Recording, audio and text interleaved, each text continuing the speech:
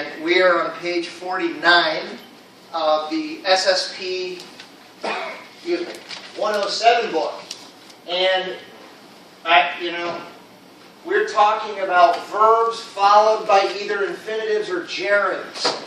And actually, this isn't even my class, but Hussein came in yesterday, and actually today, this morning, they had their big SSP final, and this is what he said he felt like last night. Okay? So, we're trying to help him sleep better.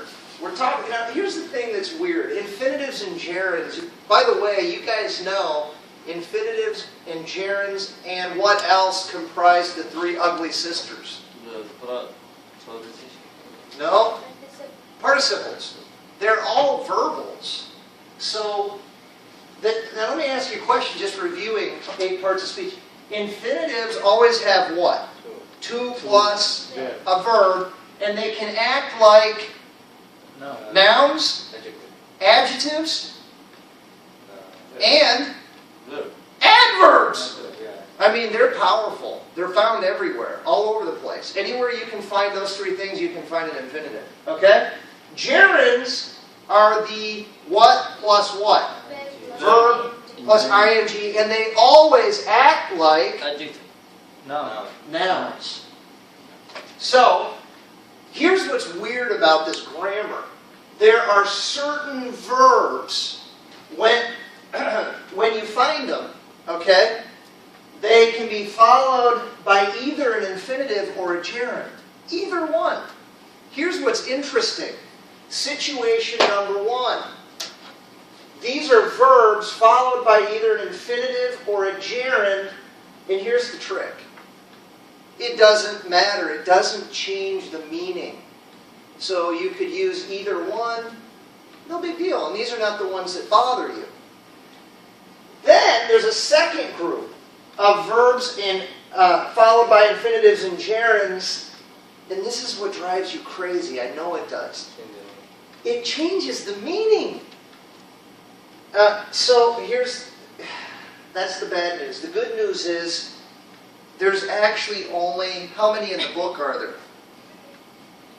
There are 5. That they show you. Yeah. They only give you 5. Okay?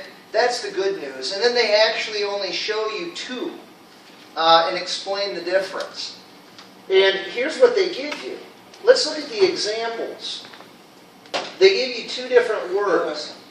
Remember and forget. So, listen, here's what you got to remember. Remember plus an infinitive equals, well, it's what you think of when you think of remember. Remember to do a task. Okay?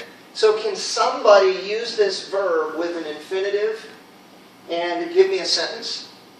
Make one. I remember locking the door. I remember. Now we need an infinitive. Two. I remember. Let's go. So locked. Well, let's go. What tense should we be here, really, to make it work? Remember. Yeah. Let's go past tense. I remembered To visit my family. to lock the door. Now listen. Think of the situation. He comes home. Don't tell anyone I do this. Sometimes when I come home, I open the door and I leave my keys in the lock. Can you believe that? Not a lot. And then the next morning, I leave the house and if I get caught doing that, if my wife is the one who opens the door and sees, I'm a dead man. Okay? So she'll ask me, hey, did you remember to lock the door last night? I'll have to think about it. And then I say, yes, I remembered to lock the door last night. So all it is in my mind, I remember having done a task or not having done a task in the past. Everybody okay? Now, remember, listen, let's practice. Give me another one, something different. Remember, plus an infinitive. I remember to visit my family. I remembered to visit my family when? months ago. 3 months ago, during Ramadan? Yeah. Okay, give me another one. I remembered, I remember to buy flowers. there you go. I remembered to buy flowers. Okay, give me another one. I remember to play soccer. When? I remembered, so yeah, you could say that.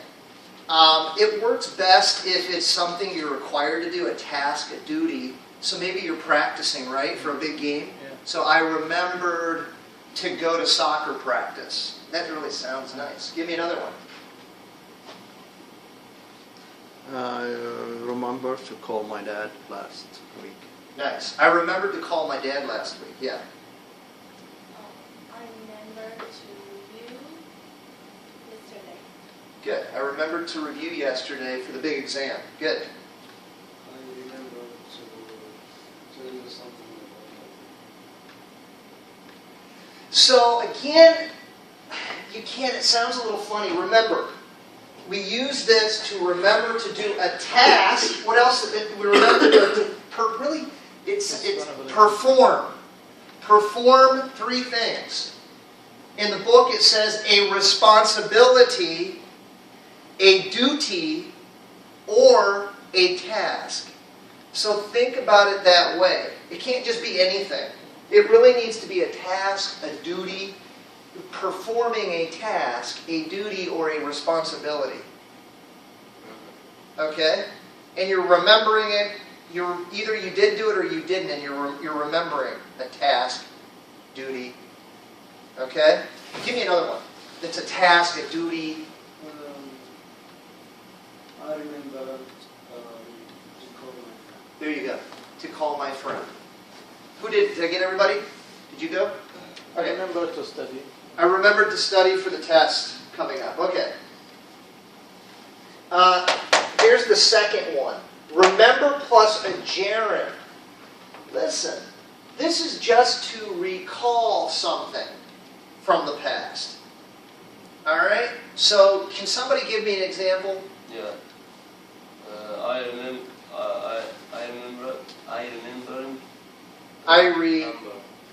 Past tense? I remember locking the door every day. Good. I remember. You know, the truth is, it doesn't necessarily have to be past tense, but I think it works nice because you're talking about something in the past generally. Okay. So, what did you say? No. What did you- I remember locking the door every day. I remember locking the door every day. All right, good. And you know what's interesting about that? Does that have like a past meaning even though it's not past tense? Not past. I think remember gerund. It's in the past. Something happened in the past. Well, think about this word, remember, right? Something, yeah. You can't remember something in the future unless it's a weird Hollywood movie, right? So, just the nature of this verb, it's something in the past, okay? Give me another one. I remember surfing in that. Yeah. I remember surfing on the internet. Maybe somebody is asking you to find some information and did you really do it? Yeah, I remember surfing on the internet a couple weeks ago, right? Give me another one. I remember going to school. Good. Wow. Okay, yeah. Look at the full definition. Remember plus the gerund, it means to recall something that happened in the past. Yeah, you can, that's getting long. Why don't you stop and restart? All right.